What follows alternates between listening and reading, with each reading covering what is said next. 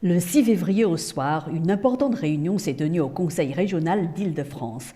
Au programme, l'épidémie de coronavirus et la discrimination à l'encontre des personnes d'origine asiatique. Valérie Pécresse, présidente de la région Île-de-France, a présidé la réunion. Assistée de Patrick Kahn, vice-président de la région Île-de-France. Cette réunion a été organisée par Hun Tran, membre du Conseil économique, social et environnemental, et Tong Donakul, adjoint au maire de Villepinte. Plus de 30 associations représentatives des Chinois et des Asiatiques de France y ont participé, parmi lesquelles l'Association des Chinois résidant en France, l'Association des résidents en France d'origine indo-chinoise, l'Association des Français asiatiques, l'Union des chercheurs et étudiants chinois de France, l'Union des cafés, hôtels et restaurants asiatiques, ou encore l'Association des franco-chinois originaires du Liaoning. Plusieurs sujets importants ont été évoqués, comme l'a annoncé Valérie Pécresse lors d'une conférence de presse. Et donc ce sera une aide que donnera l'Île-de-France, évidemment, à la région du Wuhan et au Zhejiang, avec lequel, vous savez, nous sommes mariés, nous sommes partenaires. Et j'ai eu malheureusement la tristesse d'écrire au gouverneur du Zhejiang pour lui dire toute ma solidarité.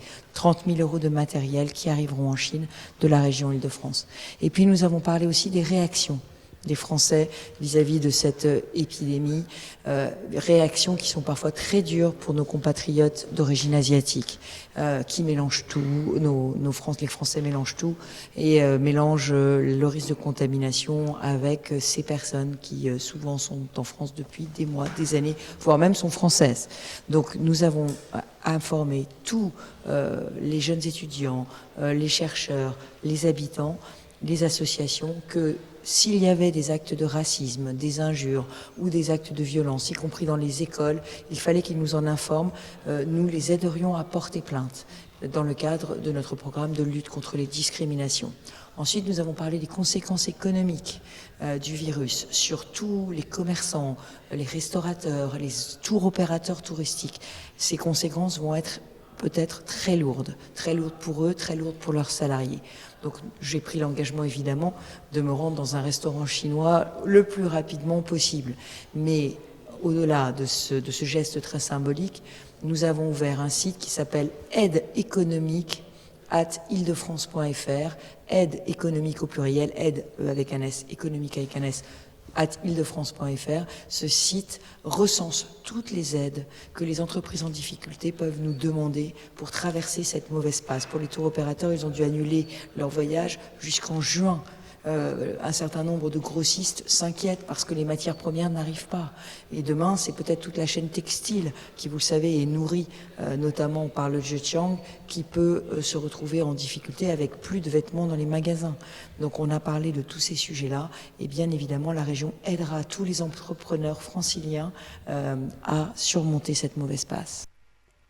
Pour sa part, Mandarin TV a posé plusieurs questions à la présidente de la région Île-de-France. Selon certains connaisseurs, le phénomène de discrimination à l'égard de la population asiatique en France est avant tout un problème d'éducation. Pensez-vous qu'il serait important de faire quelque chose au niveau du programme scolaire en France ?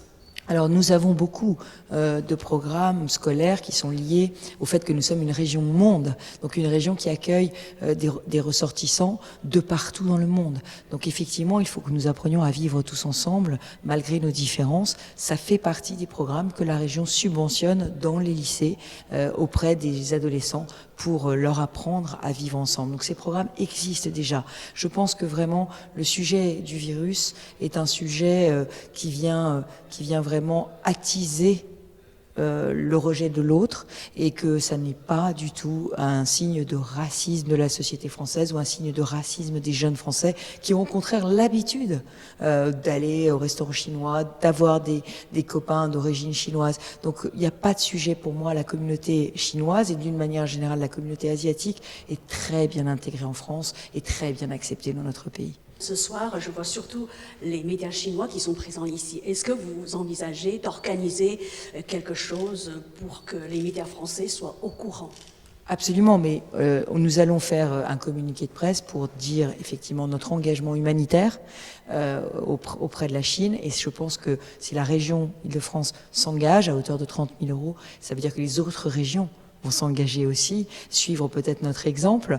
Et puis, de la même façon, j'aurai une expression très forte pour dire mon refus du racisme anti-asiatique, comme je l'ai fait sur mon compte Twitter il y a quelques jours.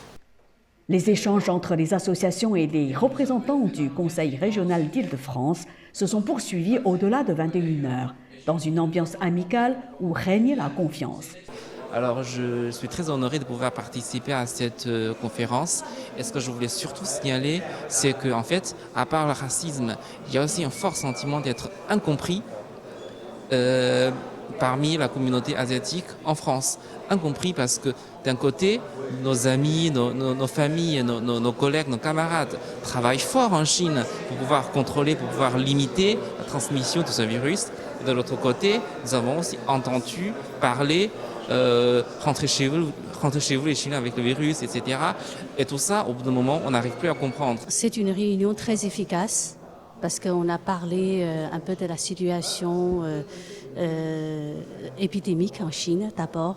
Et après, on a écouté plusieurs représentants des associations ou des métiers, comme métier de l'hôtellerie, de restauration, et aussi le métier des grossistes de tourisme, qui s'expriment leur souci de la descente de leur chiffre d'affaires depuis l'origine de cette épidémie. Cette réunion, c'est très, très positif pour notre communauté. Il n'y a pas que les Chinois, il y a des Vietnamiens, Cambodgiens, Laotiens et tout rassemblé. Nous sommes rassurés de savoir que nous avons le soutien de la région et que ce soutien va être traduit par des actions concrètes. Nous voulons avoir une action positive. J'ai proposé ce soir de créer un village asiatique en plein cœur de Paris, au cœur du quartier latin, devant le Panthéon, sur la place, avec un partenariat que nous monterons avec la mairie du 5e arrondissement pour pouvoir disposer des salles, pour faire des conférences, pour pouvoir mettre des tentes avec l'exposition de toutes les cultures de façon à donner un signal aux Français. C'est un reportage de Mandarin TV.